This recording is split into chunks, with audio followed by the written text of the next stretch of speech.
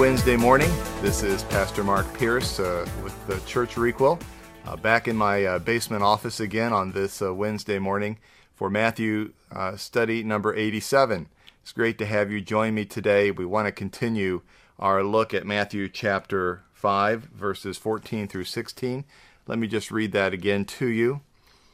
You are the light of the world. A city set on a hill cannot be hidden, nor do people light a lamp and put it under a basket, but on a stand, and it gives light to all in the house.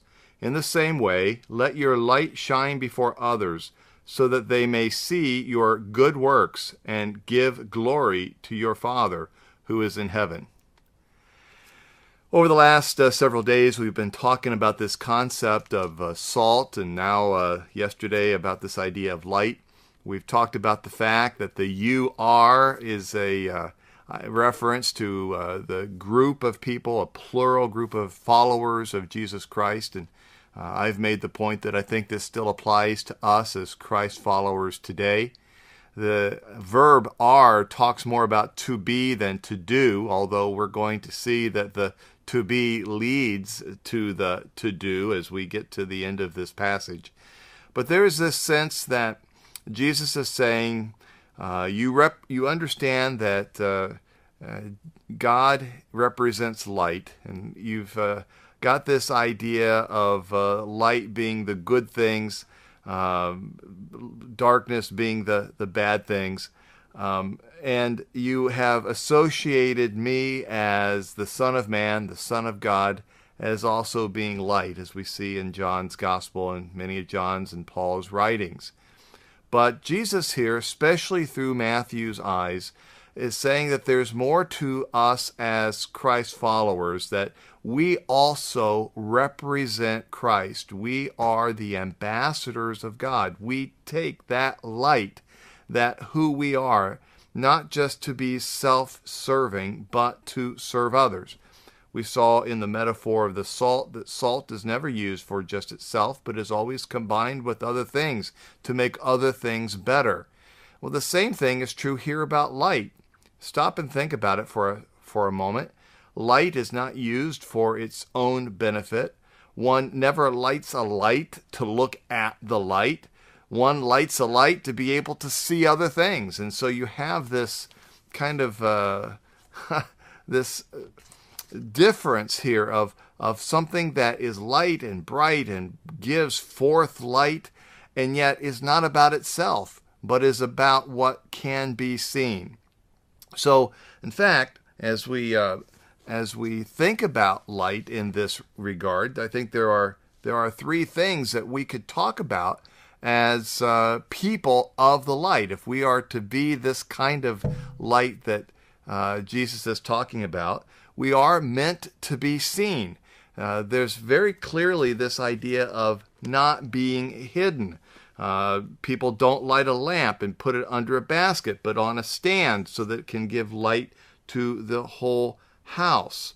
He talks here, in fact, he even says that we should let our light shine before others. Before this, he says that we are the light of the world, that a city set on a hill cannot be hidden. In other words, there is this contrast, I think, between the thing that is hidden or the thing that is secret and that thing that can be seen by the entire world. It has been said that there is no such thing as a secret discipleship, for either the secrecy will destroy the discipleship, or the discipleship will destroy the secrecy. So Jesus, I think, is affirming that. If you want to be disciples of mine, then you need to let your light shine before others so that it might be seen.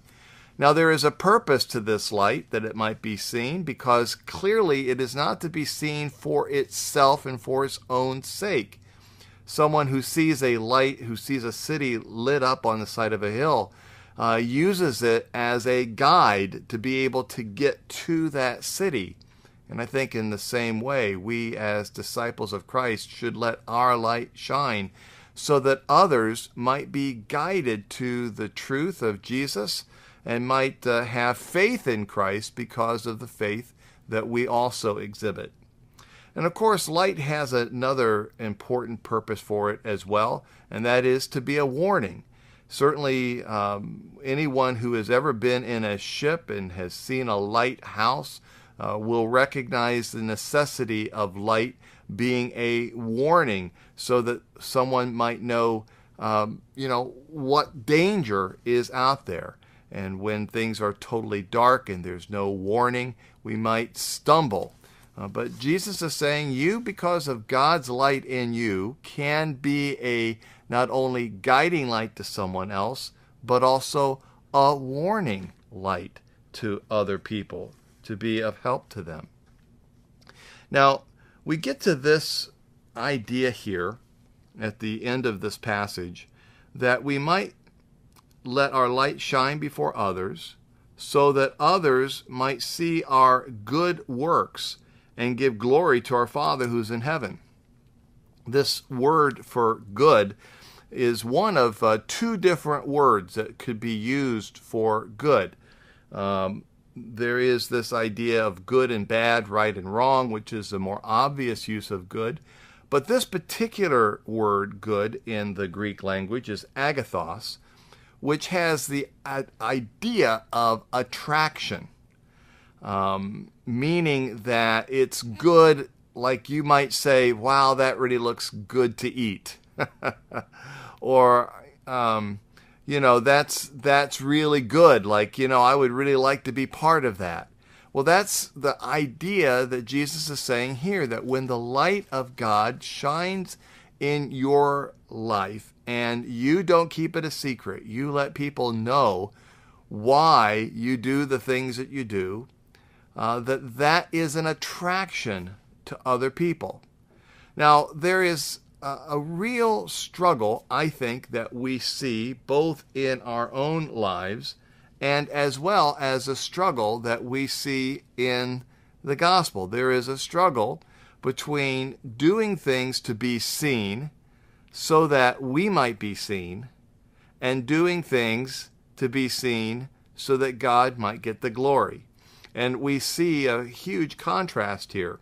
Let me just make mention of it here.